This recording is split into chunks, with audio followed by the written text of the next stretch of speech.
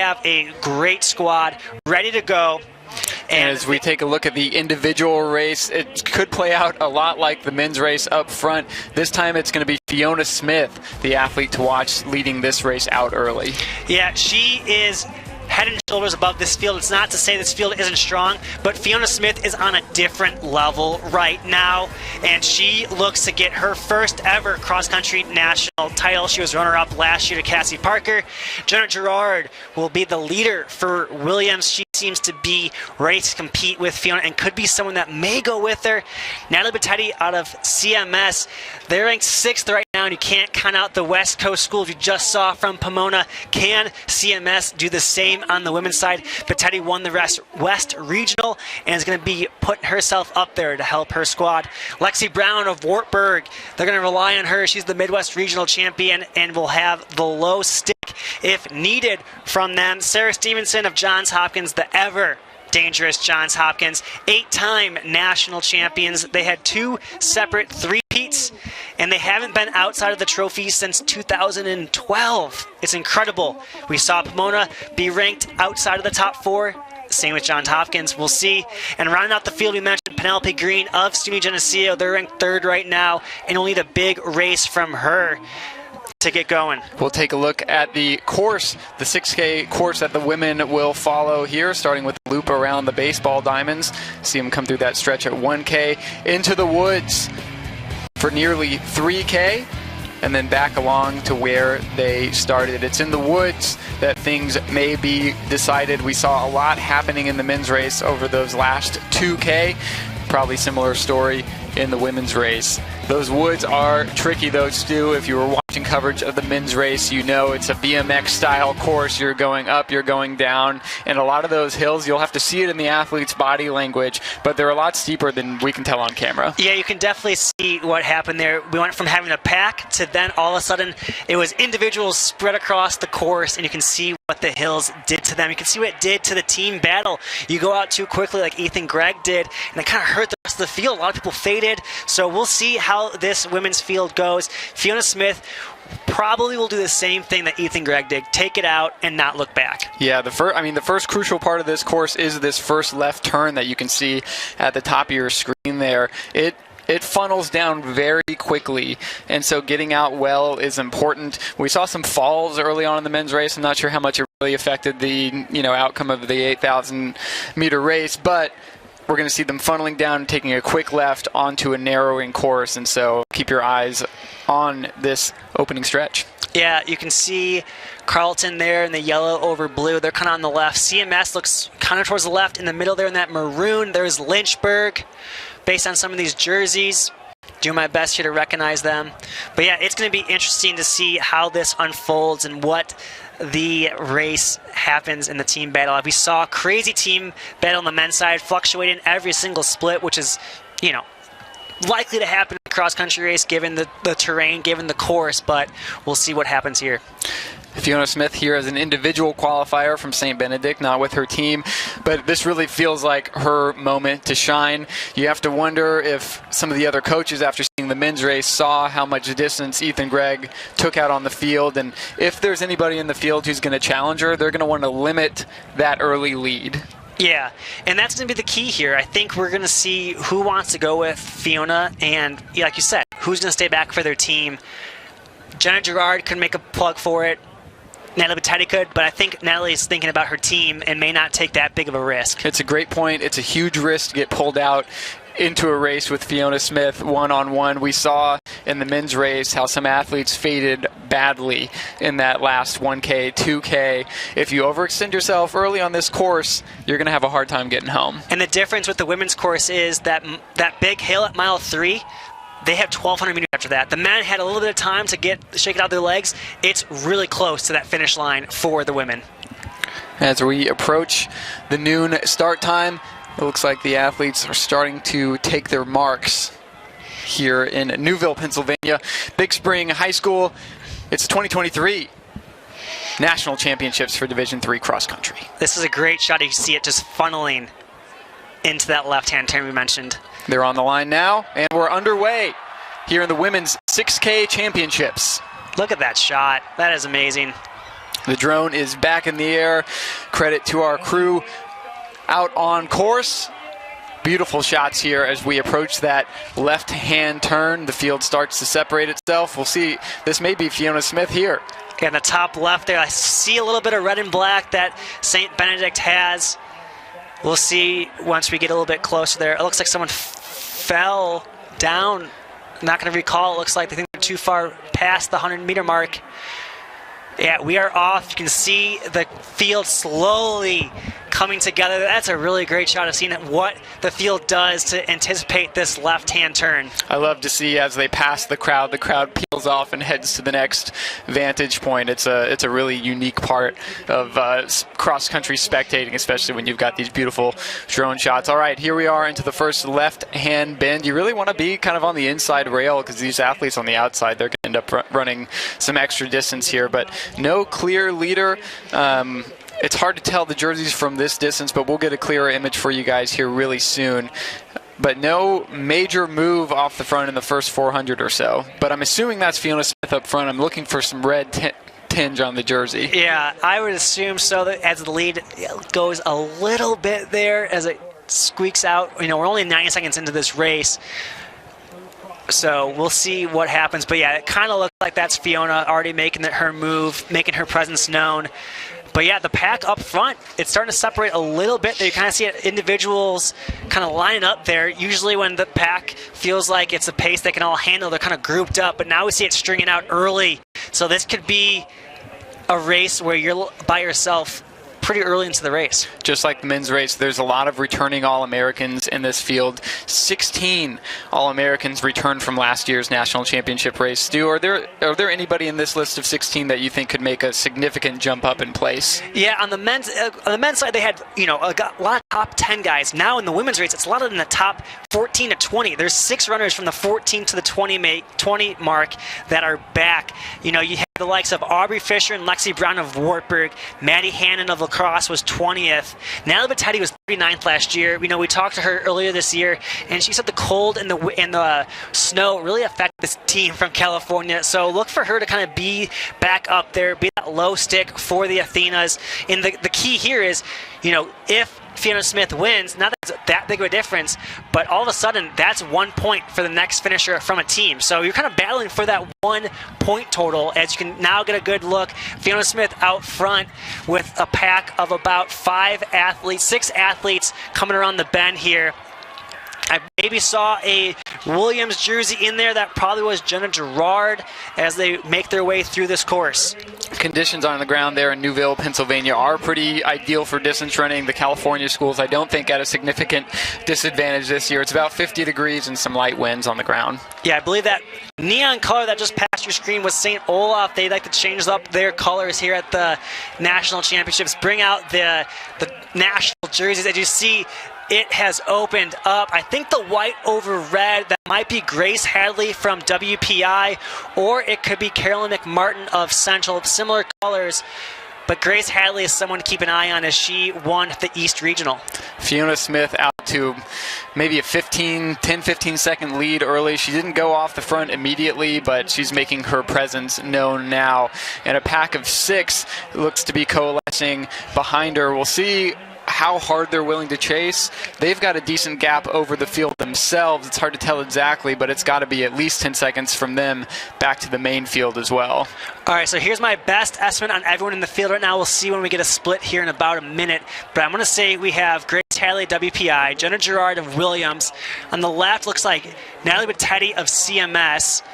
Penelope Green is the bottom right from Senior Geneseo, and then I can't make out the 2 other runners in there. One looks like from Carleton, so maybe that's Hannah Pricer, and there's one more athlete I can't identify, but we'll get it to you soon enough. We'll see how well I do. That was great, Stu. I'm very impressed. Thank you. We'll have our first official split at 1 mile, which she should be approaching in the next 30-40 seconds. Fiona Smith, your early leader in the women's 6K national championship. See, it's deceiving because right now the course is flat. You can get out hard and not have to pay for it. And then when you go into the woods, we lose sight of you for a little bit. That's when the carnage happens. As you see, that first group of 6 really made a big made a big gap between the next pack. Yeah, it'll be interesting to see how this group of 6 evolves, if they're going to chase Fiona or if they're going to kind of fall back and be reabsorbed by the main pack. But even the main pack is starting to splinter into almost thirds, you can see there. And as they cross through the timing mat here any moment, we'll start to get an idea of the team standings. Fiona Smith may already be through. She probably is. And to give you some ideas on some newer teams here at the national meet, we mentioned WPI's Grace Hadley. This is their first time qualifying for the national meet as a program for WPI. Same with Connecticut College. Coast Guard is back for the first time in 1992. DePaul is back for the first time, our alma mater, since 2009. TCNJ won their first regional title since 2003, and they are back for the first time since 2018. Another George Fox program, their second ever qualification. Their first one was last year. This is Central's third time ever qualifying, their first since 2009, and Vassar has earned their second ever at large bid, with 2019 being the first time they've qualified. So a lot of new teams here in the meet.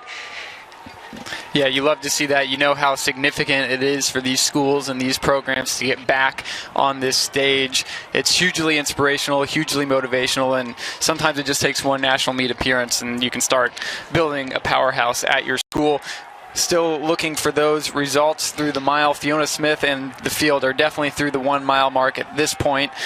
Still that pack of 6 there trailing her. She's maybe 20-25 seconds off the front at this point. I'm going to make an assumption here, and you can't really make assumptions, but it looks like the live result website is not working. We do have a clock there on the screen, but we're going to be blind with you folks here as we go through this race. We'll probably have to see it all unfold after the race with the jumbo board, but let's hope that they have it going back in their neck of the woods. Pretty fractured race here. In the men's race, we saw the main pack pretty well together as they entered the woods. The women's pack is fracturing early. There's that group of 6 kind of battling for that second place position right now, and then if you look towards the middle of your screen, what was the pack is starting to fracture now. Maybe 20 athletes spread across in 3 or 4 different micro packs right now, so the team scoring will be really interesting. At some point we'll go to a static camera, we'll be able to see their jerseys go by.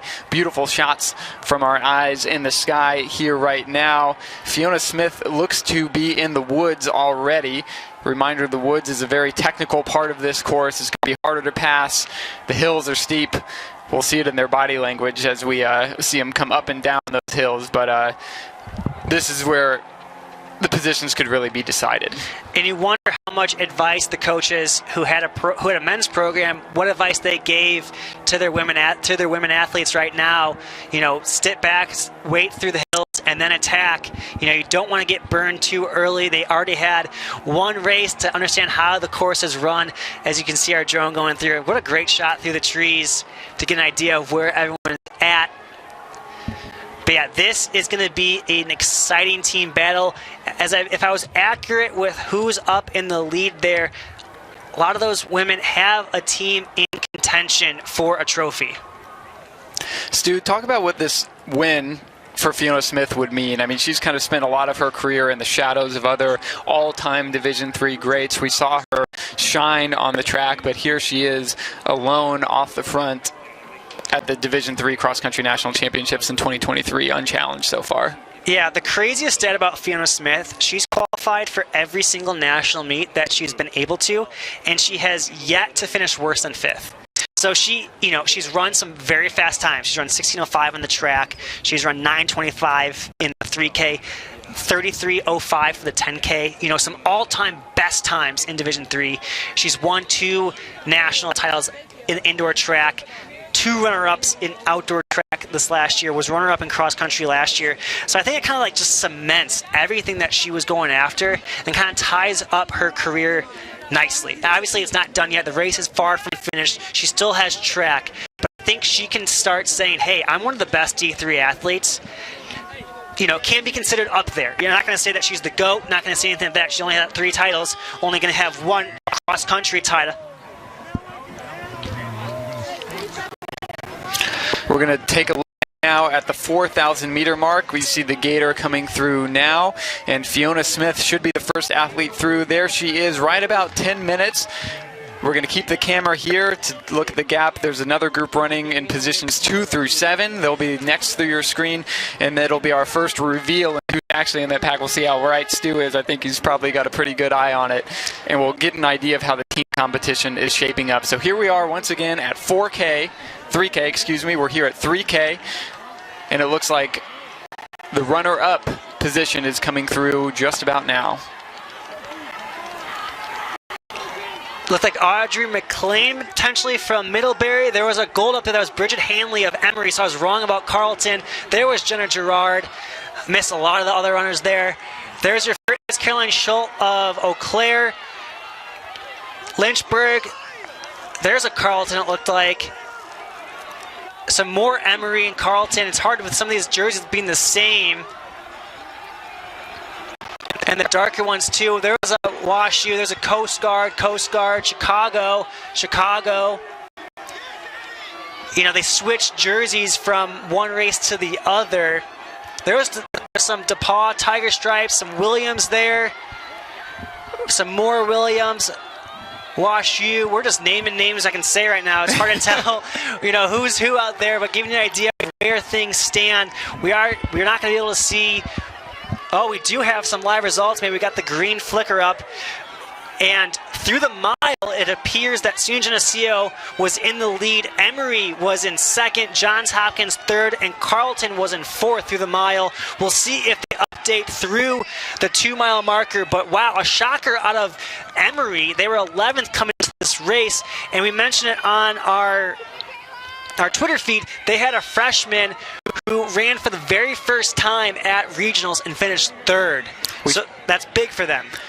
Again, it's early. We're here at the 3K mark here, so we should have an update at 2 miles here for you shortly. It looks like maybe our automatic timing is back up and running, so we'll try to give you a better idea of the team championship.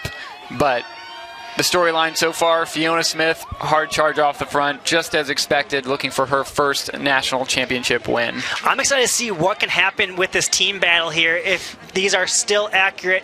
St. Geneseo has 124 points. Sixth place has 193 points. So that's about 70 points between 1 through 6, which, as we saw in the men's race, anything can happen here as we get maybe another split at the 2 mile coming up.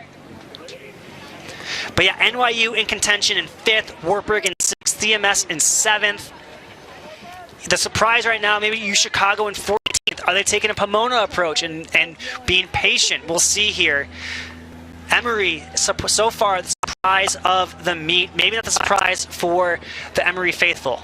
The leaders are through 2 miles of the 2023 Women's 6K National Cross Country Championships. We'll have another split for you at 5K, keeping an eye out to see team standings populate here. And we now go live to the front of the race. A great shot here. Fiona Smith looking strong. She's past 2 miles at this point, heading towards 5K, and we'll get a great idea of her gap. Looks pretty strong still. Yeah, I don't think Fiona Smith is coming back to this field, but it'll be really interesting here. We saw positions 2 through 7 grouped up, but that was starting to fracture the last time we saw them at 3K, so we'll see how they come through at 2 miles, and we'll get a better idea on jerseys. All right, here comes the runner-up position into your screen now. She crossed the screen at 13:32, so she's going to have over a 30-second lead on her. And this might be Grace Richardson of NYU. Yep, that's the violets on there. That's Grace Richardson of NYU. Natalie Battetti of CMS in 3rd. Grace Hadley of WPI in 4th. There's Penelope Green of St. Geneseo. Bridget Hanley of Emory. Carolyn Schultz of Wisconsin Eau Claire. Jenna Gerard of Williams. Evelyn Bedelson-Gunkel of Chicago. Sarah Stevenson of Johns Hopkins. Looks like Carleton has new singlets there as more St. Geneseo, Middlebury, the Violets of NYU start moving up. Another Chicago jersey there. Looks like Emory's 3rd is right there. Hard to tell. Another violet right there for NYU. Trying to do some mental math here. There's 2 for Williams. Another Chicago. So it's going to be pretty close here as we come up to that 2-mile mark. Whenever the rankings pull up here, the results I should say, looks like St. Olaf lost a shoe there. Anything is happening in the woods. It's hard to tell what goes on back there. You lose a shoe, you head up the hills. You can just tell on the facial expressions how tough and difficult this course is. The main pack coming through now, just past 2 miles in this race as Fiona Smith, your leader, approaches the 5K mark. We're awaiting official team splits at 1 mile. Suni Geneseo was your team leader with 124 points ahead of Emory at 169. But we know how much things can change, and we'll have a 2-mile update hopefully here for you very soon. I wonder who's going to make that move once they get onto that flat stretch. That's where you can make up some serious ground, as you saw Pasca do. I think they're starting to learn from what happened in the earlier race. Yeah, they're probably through the hardest part of the course. At this point, we're going to kind of get back into the open fields for that last 1K. Well, they do have to go back into that small hill right by 3 Mile, which can impact everything here. From the air, the whole course looks flat. Yeah. Down on the field, we have a bird's eye view of it from some people letting us know how tough and difficult the course is. It looks deceiving, they say on TV. Fiona Smith running away with it. What was her first split? We're back live to Fiona Smith here. A 5:13 first mile. Obviously, time isn't everything in cross country, but putting the hurt on people early as you see the hill coming up. That looked like it was the 5K mark. Yeah, she's through the mats at 5K now. She had about a 30-second lead the last time we saw her. I imagine that's only getting bigger at this point. They kind of, at this point in the course, coming down a sharp downhill, back up the other side. Nice shot here of the chase pack.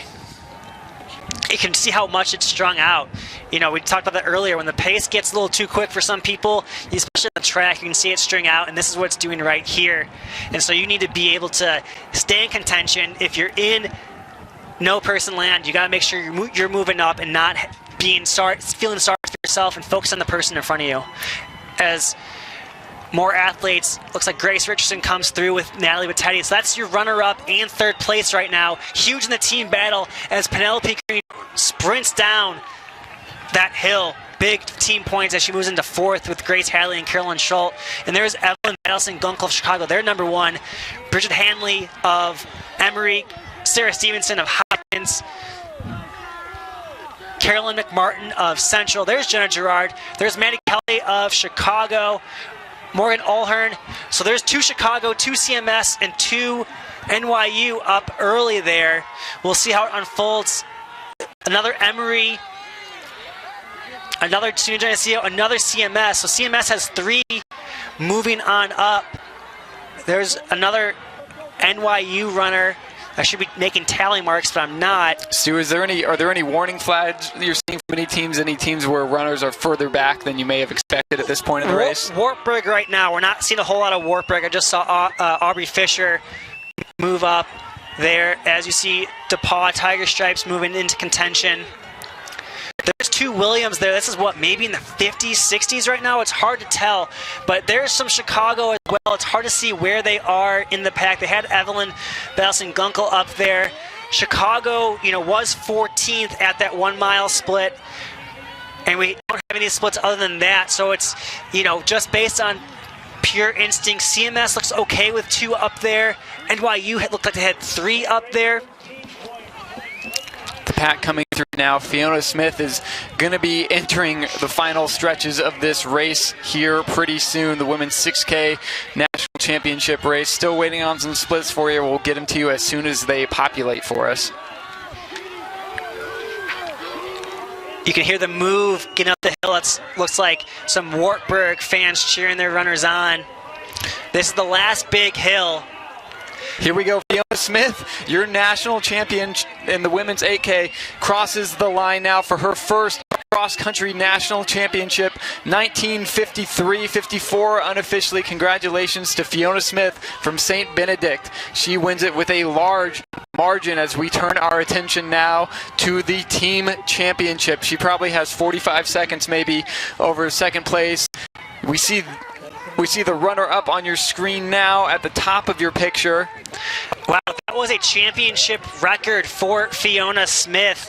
There's only been one other athlete in history to go under 20 minutes in this 6K, but Missy Buttrey did not do that at a national championship, it looks like. So Fiona Smith is the first woman in D3 history to go under 20 minutes in the 6K at a national title. And for the third time this year, am I right? Third time this year she's gone under 19 minutes.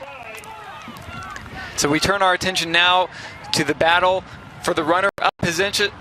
This is 2, 3, 4, and 5 on your screen now, and it's Patetti, I believe, coming across in the runner-up position. Yeah, now Patetti of CMS, that's big, with a big kick, it looks like, from Penelope Green of SUNY Geneseo, overtakes WPI at the line. Grace Hadley, there's Carolyn Schultz of Eau Claire. Green closed really well in that last K.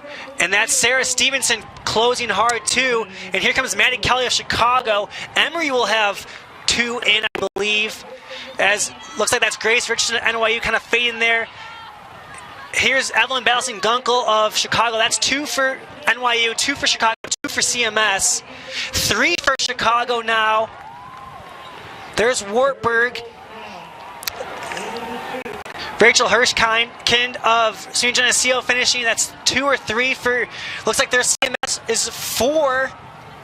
If CMS can get one more here, it's going to be pretty close for them. A big kick from Wartburg, another NYU runner there, as results start to pile up. CMS went second, 11. Chicago's gone 7, 13. Carleton's gone 14, 16. NYU's gone 9 and 15. SUNY Geneseo third and maybe in the 18-19 range for Rachel Hirschkind. It's going to come fast and furious. It looks like the results are doing a little bit better than the men's side, as you see there. Winning by over a minute in a new course record, 1954.1. Wow, just a dominant season from Fiona Smith, the likes of which we really haven't seen before. Her third time under 20 minutes over 6 kilometers this season. She leads it home in the women's 6K cross-country national championship, as we turn our attention now to filtering out the team scores. Yeah, they're going to come in. Don't assume anything just yet. Only 4 teams have runners across the line, so it's going to be a lot of moving pieces here, as 8 teams now are through with the scoring. We're going to wait and see what happens here. Not even going to say anything. Don't want to get anyone's hopes up, because it is going to change quickly and often as more teams get their point totals across. But if you're following along in the live results, it's fun to see who's jumping into certain positions as runners continue to pour across the line. Whew, it's going to be a great team battle right now, as it looks very close on paper. Stu, we still have time to speculate wildly before these become official. We have a lot of time. We hope that we at least know that who the winner is. We know their time. We know that the results are populated, which is a good thing. We did not have that last race, so now we at least have that and can say it looks like 4 teams are going to be close. But I don't even want to, who knows? I'm not even going to say anything yet. We're not going to call it, but the results are populating on our screen, and as soon as they become even close to official, we'll bring those results to you. I think it's too soon. Only 11 score, only 11 teams right now. Unless if you show it live, that could be fun.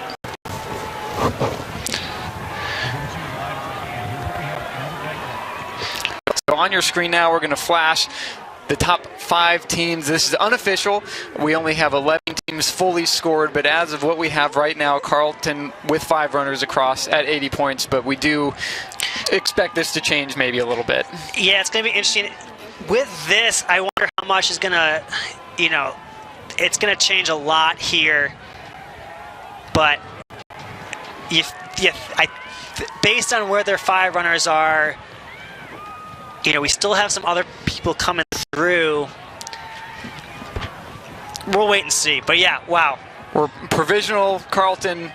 I wouldn't want to say that. Provisional. Big asterisk provisional Carlton right now, but we still have a lot of scoring left to do. I think the timing people are still probably a little shell-shocked for the men's race, but they're getting it taken care of as quickly as they can, and we'll bring that to you live as it populates. We only have 11 teams fully scored at the moment.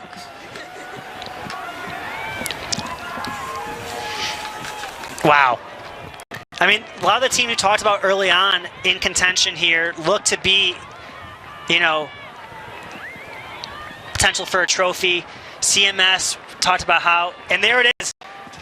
Is this official? It looks to be Carlton is your 2023 national champions. 1 through 4 is separated by 7 points. 7 points, 1 through 4.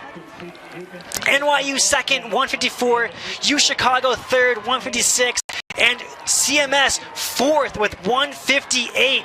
7 points, 1 through 4. Carlton, your national champions on the team side over NYU, U of Chicago, and CMS. Stu, have you ever seen a top 4 separated by 7 points? No, someone actually sent us what the closest spread was, and I want to say 1 through 4, the closest spread was like 20-something points. So this might be a new record of how close it actually is. We have those top 10 results on your screen now. Reminder, the top 4 teams are going to make up your podium, and we believe that this is the closest 1 through 4 spread that has ever occurred at a Division III championship meet. Looks like 25 was the closest 1 through 4 it's ever been. 25 points. 7 points was separated 1 through 4.